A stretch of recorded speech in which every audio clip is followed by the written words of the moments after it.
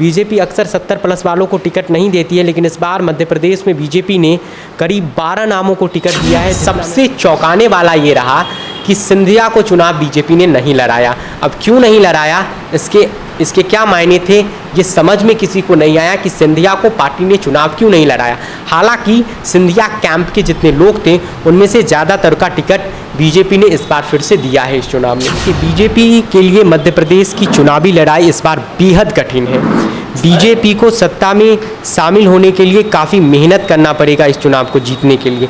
आप अगर कहिएगा तो मध्य प्रदेश बीजेपी और आरएसएस की सबसे बड़ी लेबोरेटरी है, यानी सबसे मजबूत गढ़ है, सबसे स्ट्रॉन्ग होल्ड है।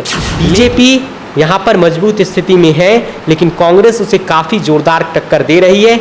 जो एंटी इनकम्बेंसी जून जुलाई में शिवराज सिंह चौहान के खिलाफ थी, वे अक्टूबर के महीने में वैसी नहीं है। प्रधानमंत्री के ताबड़तोड़ दौरों ने उसकी भरपाई की है, लेकिन वह इतनी भी भरपाई नहीं है कि बीजेपी सत्ता में लौट जाए।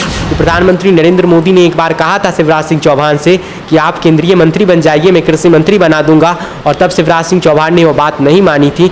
और मोदी और शाह के इस युग में, इस एरा में बीजेपी में जो बीजेपी नरेंद्र मोदी को आंखें दिखाता है, उसका क्या हश्र होता है हम सब ने देखा है। वसुंधरा राजे आज किस हश्र में जीती है। क्योंकि शिवराज सिंह चौहान की योजना से ज़्यादा नरेंद्र मोदी सरकार के काम पर चुनाव लड़ेगी। महाकाल कॉरिडोर पर चुनाव लड़ेगी, राम मंदिर का उद्घाटन का बीजेपी चुनावी मुद्दा बनाएगी, और काम किया है तो बनाएगी भी। नमस्कार, आप देखना शुरू कर चुके हैं फर्स्ट लुक बिहार। मैं सिजल आपके साथ। मध्य प्रदेश में 2 दशक से बीजेपी सत्ता में है। बीच में 2018 में कांग्रेस 15 महीने के लिए सत्ता में आई थी, लेकिन फिर सरकार कांग्रेस की गिर गई थी, जिसके बाद फिर बीजेपी ने मध्य प्रदेश का सत्ता संभाला था। अभी मध्य प्रदेश में शिवराज सिंह चौहान मुख्यमंत्री के पद पर है। अभी मध्य प्रदेश की चुनावी लहर किस तरफ है, इस पर बात करने के लिए हमारे साथ अमित जुड़े हैं। अमित, पहले तो आपका बहुत बहुत स्वागत है फर्स्ट लुक की ओर से। बहुत बहुत धन्यवाद आपका। तो क्या लगता है मध्य प्रदेश में अभी चुनावी माहौल कैसा है? देखिए, मध्य प्रदेश में चुनावी माहौल परवान चढ़ने लगा है। 28 अक्टूबर को अमित शाह की पहली सभा भी उज्जैन के इलाकों में होनी है। मध्य प्रदेश में उनके दौरा शुरू हो रहा है। प्रधानमंत्री नरेंद्र मोदी भी आने वाले दिनों में करीब 1.5 दर्जन सभाएं उनकी हो सकती हैं। ऐसे अटकलें हैं कि वो मध्य प्रदेश में संबोधित करेंगे। सभी पार्टियों ने लगभग 230 सीटों पर अपने कैंडिडेट डिक्लेयर कर दिए हैं। 17 नवंबर को एक ही चरण में वोट डाले जाने हैं। बीजेपी ने इस बार जो 230 सीट है उनमें 28 महिलाओं को टिकट दिया है, जबकि कांग्रेस ने 230 में से 30 महिलाओं को टिकट दिया है। बीजेपी की तरफ से सबसे युवा कैंडिडेट हैं शिवराम कन्नौज, 27 साल के, जो मानवर विधानसभा से लड़ रहे हैं, और अमित राय 27 साल के निवाड़ी से कांग्रेस के सबसे युवा कैंडिडेट हैं। जबकि सबसे बुजुर्ग कैंडिडेट बीजेपी अक्सर 70 प्लस वालों को टिकट नहीं देती है, लेकिन इस बार मध्य प्रदेश में बीजेपी ने करीब 12 नामों को टिकट दिया है। जितना मैं पढ़ा हूँ नामों को, उनमें 12 नाम मुझे ऐसे लगे हैं जिनकी उम्र 70 प्लस है। उनमें नागेंद्र सिंह सबसे बुजुर्ग कैंडिडेट आप कह लीजिए, 80 साल उनका उम्र है। नागेंद्र से वो चुनाव लड़ेंगे, नागेंद्र सिंह। इसके अलावा कांग्रेस, जिसके बारे में कहा जाता है कि बुजुर्गों को ढोती रहती है, नरेंद्र नहाटा चुनाव लड़ रहे हैं कांग्रेस से। 77 वर्ष उनका उम्र है। मानसा विधानसभा सीट से वो चुनाव लड़ रहे हैं। जबकि बीजेपी ने 13 70 पास कैंडिडेट को टिकट दिया है, जबकि कांग्रेस ने 9 ऐसे कैंडिडेट हैं जिन्हें 70 पार को चुनावी मैदान में उतारा है। इस बार कांग्रेस ने ओबीसी की बात तो किया है, लेकिन अब भी कांग्रेस ने ब्राह्मण और राजपूत उम्मीदवार अधिक संख्या में मध्य प्रदेश में उतारा है। 40 से कम के उम्मीदवार बीजेपी के तरफ, बीजेपी के 23 हैं, कांग्रेस के 37 हैं। 41 से 50 के बीजेपी के 49, कांग्रेस के 75। 51 से 60 के बीच बीजेपी के 83, कांग्रेस के 78।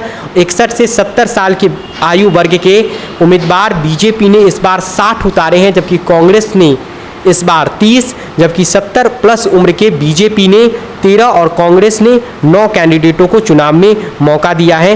तो इस बार के चुनाव में यानी कांग्रेस और बीजेपी ने अपने कैंडिडेटों की घोषणा कर दी है। सब सीटों पर सभी पार्टियों के दिग्गज नेता दोनों पार्टियों के चुनाव लड़ रहे हैं। शिवराज सिंह चौहान अपनी परंपरागत से बुधनी से चुनाव लड़ रहे हैं। दतिया से गृह मंत्री नरोत्तम मिश्रा हैं।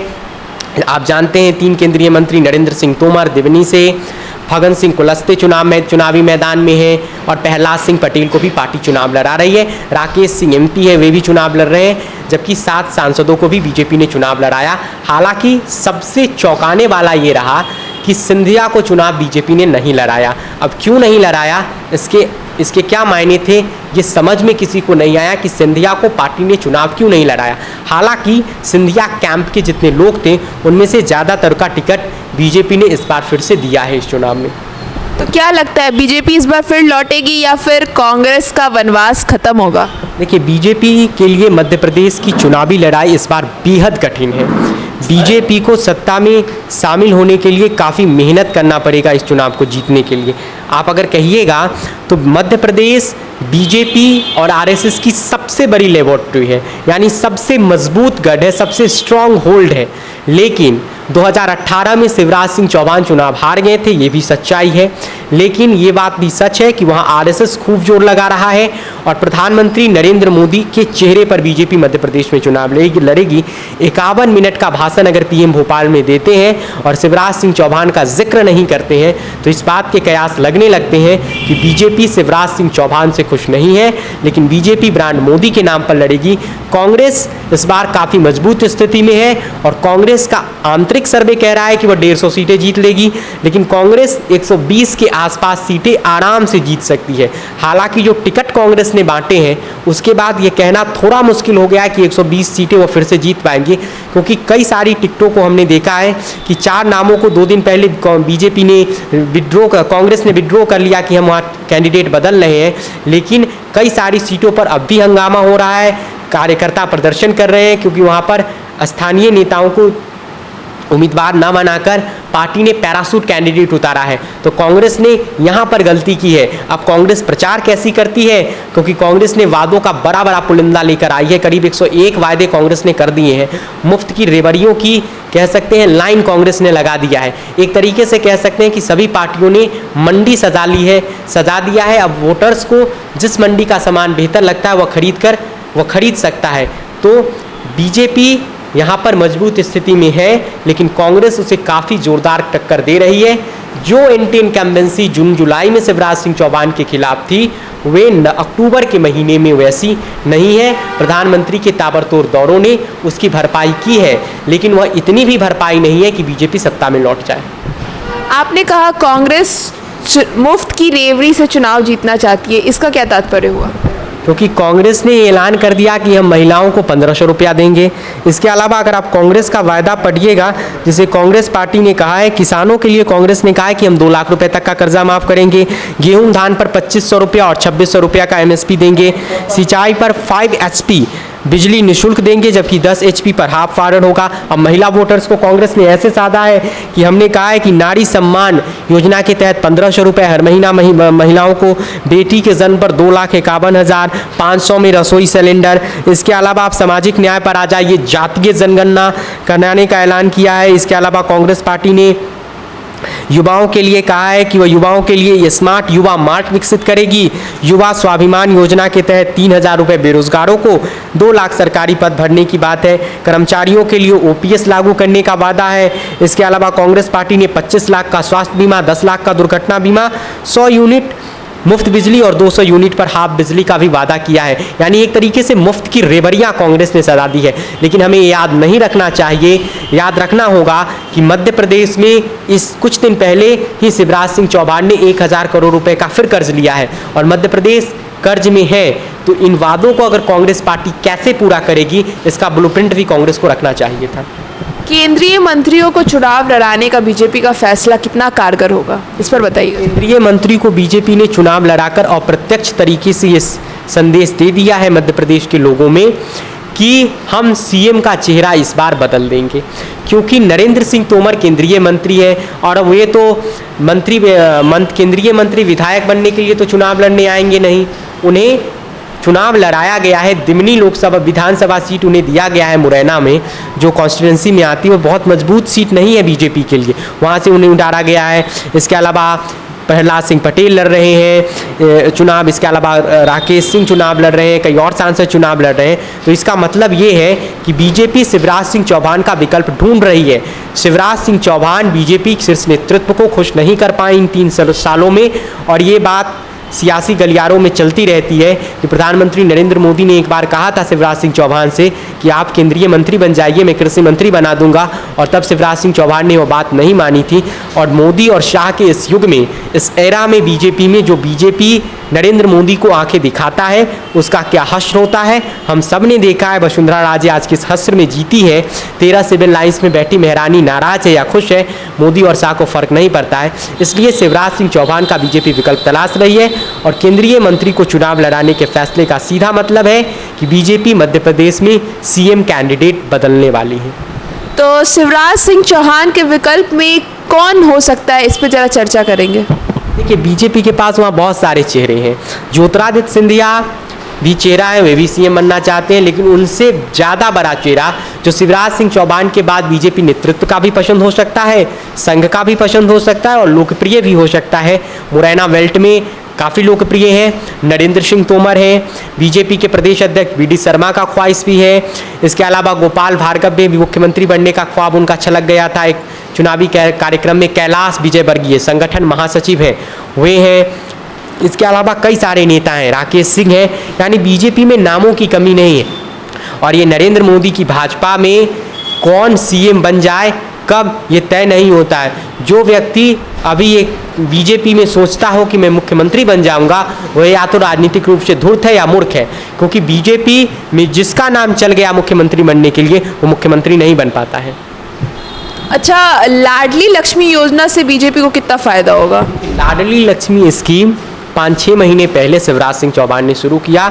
1000 रुपया वो महिलाओं को दे रहे थे, बाद में उन्होंने 1250 कर दिया रक्षाबंधन के टाइम से।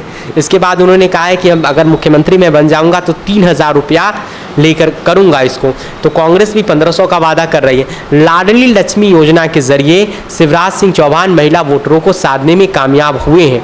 2020 के बिहार विधानसभा चुनाव याद कीजिए, नीतीश कुमार बुरी तरह हारे थे, लेकिन इसके बावजूद अगर वो उतनी सीटें जीत लिए जिससे वो मुख्यमंत्री आज बन गए, तो उनमें महिला वोटर्स ने नीतीश कुमार को तब भी वोट दिया था। 2018 का चुनाव शिवराज सिंह चौहान हार गए थे, लेकिन ये बात तय है, ये बात तब भी तय थी कि शिवराज सिंह चौहान को महिला वोटर्स ने वोट दिया था, क्योंकि शिवराज सिंह चौहान की छवि वह शिवराज मामा के रूप में बन गई है और वह महिलाओं के वोटरों के बीच काफ़ी लोकप्रिय है। और ये मानिए कि लाडली लक्ष्मी योजना के जरिए बीजेपी ने एंटी इनकम्बेंसी को काफ़ी हद तक कम किया है, लेकिन जब एंटी इनकम्बेंसी पीक पर हो तो उसे लाडली लक्ष्मी योजना कितना कम कर पाई है ये नतीजे ही बताएंगे। लेकिन ये बात सच है कि लाडली लक्ष्मी योजना के जरिए बीजेपी ने एंटी इनकम्बेंसी को काफ़ी हद तक कम करने में, काफ़ी हद तक पाटने में सफलता पाई है। लाडली लक्ष्मी योजना के अलावा कौन कौन सी योजनाएं हैं जो बीजेपी इस बार यूज़ कर सकती है? देखिए, बीजेपी शिवराज सिंह चौहान की योजना से ज़्यादा नरेंद्र मोदी सरकार के काम पर चुनाव लड़ेगी। महाकाल कॉरिडोर पर चुनाव लड़ेगी, राम मंदिर का उद्घाटन का बीजेपी चुनावी मुद्दा बनाएगी और काम किया है तो बनाएगी भी। इसके अलावा गैस सिलेंडर्स की कीमत बीजेपी ने कुछ हफ्ते पहले कम किया है, उसे बनाएगी। इसके अलावा जैसा कि आप जानते हैं पीएम किसान सम्मान निधि योजना को बनाएगी। आयुष्मान भारत योजना है, प्रधानमंत्री की कई सारी योजना में आता रहता है। इसके अलावा पीएम स्वनिधि योजना है जो मजदूरों के लिए पीएम एक लेकर आए हैं। तो कई सारी योजना है। बीजेपी केंद्र के एजेंडे पर चुनाव लड़ेगी और मोदी सरकार के कामकाज के जरिए ही चुनाव लड़ती हुई हमें दिखाई देगी। जी बहुत बहुत धन्यवाद अमित, हमने आपको मध्य प्रदेश के चुनावी माहौल के बारे में बताया। अब इस बार देखना दिलचस्प होगा कि मध्य प्रदेश में 2 दशक से जो बीजेपी चुनाव जीतती आ रही है, इस बार क्या कांग्रेस अपना वनवास खत्म कर पाएगी या बीजेपी फिर से मध्य प्रदेश में चुनाव जीतकर वापस आएगी। इस खबर के लिए बस इतना ही, और खबरों के लिए बने रहिए हमारे साथ। हमारे फेसबुक चैनल को लाइक कीजिए, हमारे यूट्यूब चैनल को सब्सक्राइब कीजिए। धन्यवाद।